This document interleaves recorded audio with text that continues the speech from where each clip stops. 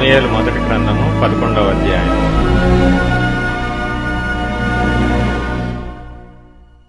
అమ్మోనీయుడైన నాహాషు బయలుదేరి యాబేష్ గిలాదుకెదురుగా దిగినప్పుడు యాబేషు వారందరూ, మేము నీకు సేవ చేయుదుము, మాతో నిబంధన చేయమని నాహోషుతో అనిరి. ఇశ్రాయేలీలందరి మీదికి నింద తెచ్చునట్లు మీ అందరి కుడికన్నులను ఓడదీయుదునని మీతో నేను నిబంధన చేసేదనని అమ్మోనీయుడైన నాహాషు యాబేషు వారి పెద్దలతో చెప్పగా, వారు, మేము ఇశ్రాయేలీల సరిహద్దులన్నిటికీ దూతలను పంపుటకై 7 దినముల గడువు మాకిమ్ము, మమ్మను రక్షించుటకు ఎవరనూ లేకపోయిన ఎడల మమ్మను మేము నీకప్పగించుకొనెదమనిరి. దూతలు సౌలు గిబియాకు వచ్చి జనులకు ఆ వర్తమానము తెలియచెప్పగా జనులందరూ బిగ్గరగా ఏడ్చిరి. సౌలు పొలము నుండి పశువులను తోలుకొని వచ్చుచు జనులు ఏడ్చుటకు హేతువేమని అడుగగా, వారు యాబేషు వారు తెచ్చిన వర్తమానము అతనికి తెలియజేసిరి. సౌలు ఆ వర్తమానము వినగానే దేవుని ఆత్మ అతని మీదకు బలముగా వచ్చెను. అతడు అత్యాగ్రహుడై ఒక కాడి ఎడ్లను తీసి తునకలుగా చేసి ఇశ్రాయేలీల దేశములోని నలుదిక్కులకు దూతల చేత వాటిని పంపి, సౌలుతోనూ సమూయేలుతోనూ చేరకుండు వాడెవడో వాని ఎడ్లను నేను ఈ ప్రకారముగా చేయుదునని వర్తమానము చేసెను.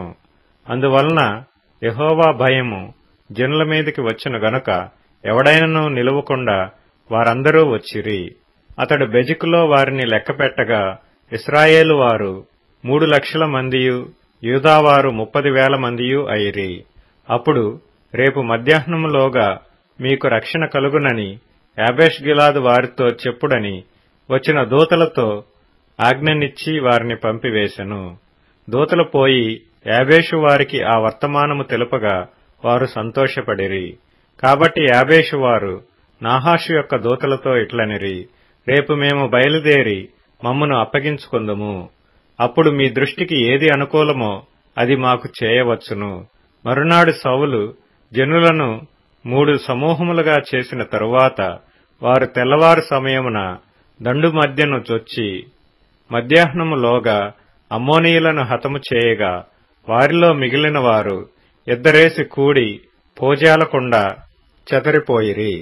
జనులు, సౌలు మనలను ఏలునా అని అడిగిన వారేరి, మేము వారిని చంపునట్లు ఆ మనుషులను తెప్పించుడని సమూయేలుతో అనగా, సౌలు, నేడు యెహోవా ఇశ్రాయేలీలకు రక్షణ కలుగజేసిన గనుక ఈ దినమున ఏ మనుష్యునిని మీరు చంపవద్దనెను.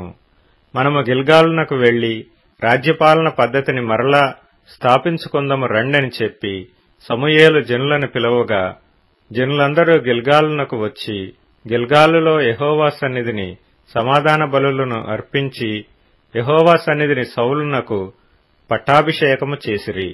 సౌలును ఇశ్రాయేలీలందరూ అక్కడ బహుగా సంతోషించిరి.